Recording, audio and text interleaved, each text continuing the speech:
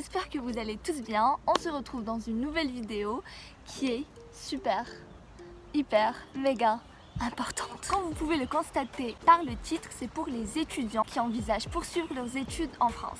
Désolée pour le vent et pour l'environnement un peu...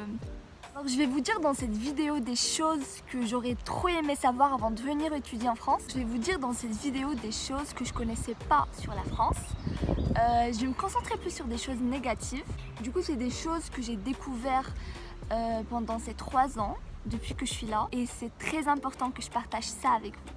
Préparez-vous, vous pouvez changer d'avis. Alors, first things first, c'est la première chose que j'ai remarqué quand je suis venue ici, qui m'a fait directement, c'est la froideur des gens. Comment peuvent-ils être aussi froids? Si en France, ils n'ont pas besoin de Covid-19 pour faire la distance entre les gens, ils sont nés comme ça. Alors oui, on ne peut pas nier que le degré de respect là, il est très élevé. Mais ils sont froids les gens. Là, j'ai l'impression qu'ils sont anti-gens, qu'ils ne se limitent pas. Bonjour, au revoir. Je dis ça par expérience, par exemple, en première année, quand je suis venue ici. Déjà, j'étais très perdue, j'avais pas encore mes repères. Et là, je me suis dit, allez, c'est pas grave, je vais rentrer à la faculté, rencontrer de nouvelles personnes, des gens, quoi. Je dis pas n'importe quoi, je dis ça par expérience, les gars, croyez-moi. Et du coup, là, je me rends compte que je me suis fait un seul ami pendant toute la première année. Déjà, tu rentres dans l'amphi, tu vois que des glaçons. Non, mais je suis sérieuse. Du coup, je voulais sympathiser, vous voyez bien. C'était le premier jour, je m'assois à côté d'une personne que je connais pas, bien évidemment. Et du coup, je voulais faire la gentille, je voulais faire connaissance. Du coup, je dis bonjour, je m'appelle Soukaina, je suis en première année, nanana. Et toi, qu'est-ce que tu fais? Tu veux faire quoi après, etc. La meuf, elle me regardait comme ça. Après 2 minutes de silence radio, madame a enfin répondu. Elle me lance un bonjour, ils sont en retard.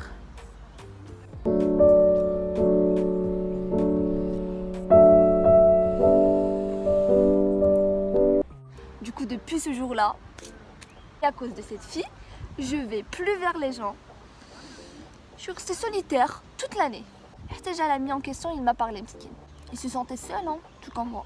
De plus, si vous vivez au Maroc, vous connaissez cette chaleur, cette sensation de vivre en chaleur entre les gens. On parle à tout le monde, on discute avec tout le monde, on dit bonjour à tout le monde. Mais pire, au Maroc, tu peux rencontrer n'importe qui, il devient vite fait ton ami, vous vous échangez les numéros, c'est super. Bon, vous avez tous compris, c'est difficile de se faire des amis ici, c'est difficile de faire de nouvelles connaissances ici. Et tu peux pas tenir une discussion avec un étranger, sinon on te prend pour un fou. Le deuxième point, je trouve que c'est super important. Au début, je croyais pas à ça, je me disais...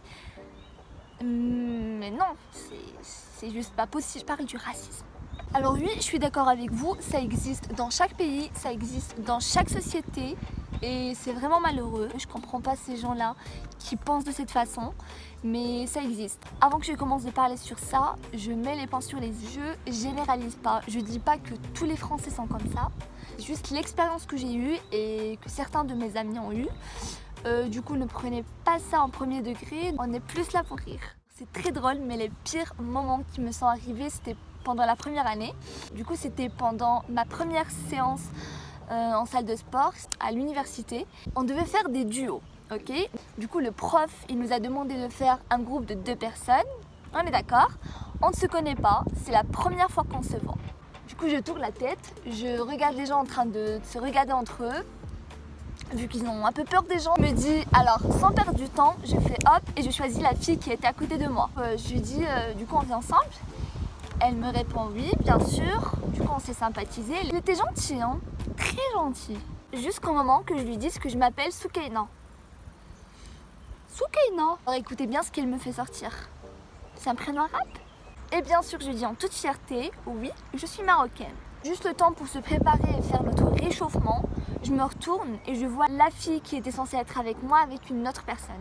J'étais juste un peu choquée quand même par rapport à ce comportement. Le deuxième truc qui m'est arrivé, c'était le semestre dernier. Alors j'avais anglais et c'était aussi la première fois que je rentre chez elle. C'est-à-dire en début de semestre. Et on devait faire des groupes aussi. Du coup au début elle faisait la liste, elle appelait par les noms et les prénoms. Elle appelle, elle dit mon nom. Hey. Alors madame, 5 minutes après, elle vient vers moi, elle répète mon nom du coup et me demande, vous êtes de quelle origine? Who are you? Sérieux? Non mais sérieux, on est d'accord qu'elle n'a pas le droit de demander ce genre de questions aux étudiants. Et c'est juste pour préciser, il n'y avait pas trop de Marocains ou d'Arabes dans ma classe. J'ai pas encore fini. Ce qui se passe, en mi-semestre, on devait faire un exposé oral. Du coup, c'était avec les personnes de mon groupe, on était 5, moi, une voilée qui était justement la seule arabe avec moi et 3 français. Du coup, on a très bien préparé l'exposé, on fait l'exposé, tout se passe très très bien. Et là, au final, on découvre nos notes. Alors je précise, la note était de groupe, c'est-à-dire une note de groupe, on ne devait pas avoir une note différente. Cependant, madame a fait ce qu'elle voulait et elle a noté différemment. Et subhanallah, elle a mis 2 notes. Une note pour les 2 filles arabes, moi et l'autre fille, et l'autre note qui était bien sûr plus élevée pour les 3 autres français. Alors là, on peut voir le degré de la discrimination dans les facultés. Troisième truc dont je voulais vous parler, c'est l'accent. Alors là, les Français, ils reniflent l'accent, si t'es français ou pas. En dépit de ton niveau en français, dès que tu parles, ils peuvent savoir si t'es français ou exclu. Le plus drôle dans l'histoire, c'est qu'ils adorent savoir ta nationalité, ton origine, d'où tu viens. On m'avait déjà sorti ça. T'es pas française, t'as un accent, t'es québécoise.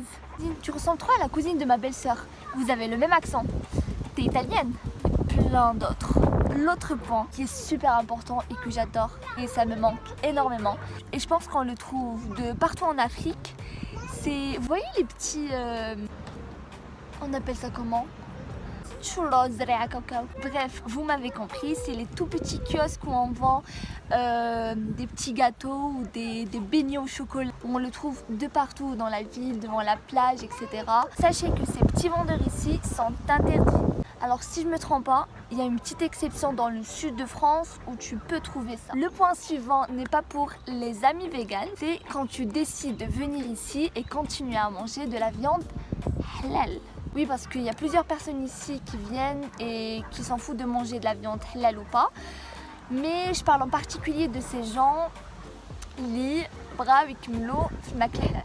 C'est pas comme où tu vis maintenant, il y a des boucheries halal partout, tu peux acheter des sandwichs halal partout, de la viande partout. Non, non, non, non, non, non.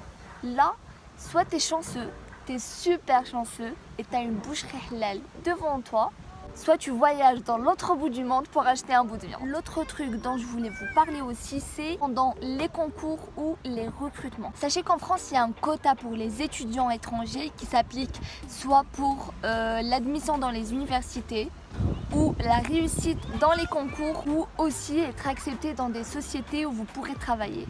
Par exemple, pendant les concours, il y a un pourcentage des réussites.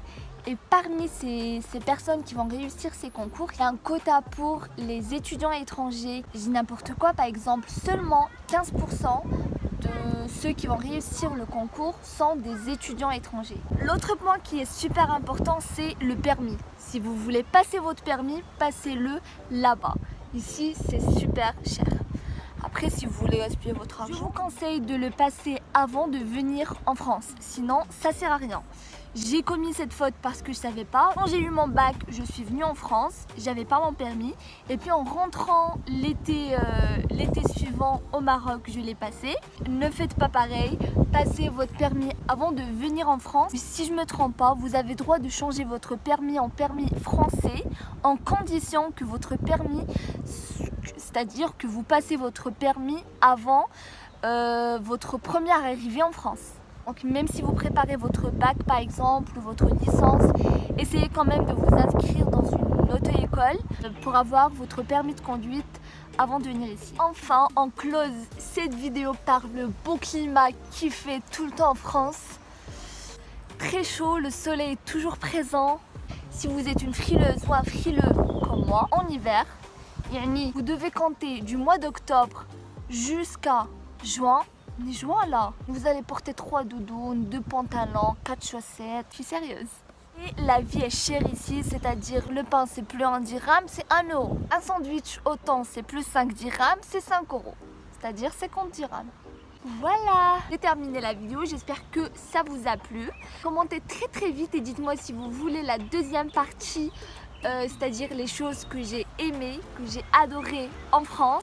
les trucs qui vous poussera davantage à venir ici en France. Si t'es pas encore abonné sur ma chaîne, c'est facile, appuie ici. N'hésitez pas à me proposer d'autres vidéos. Alors je tiens quand même à préciser que la vidéo était plus pour rigoler. Et je voulais dire aussi que j'ai fait des connaissances en or, des personnes qui sont super sympas. Take care.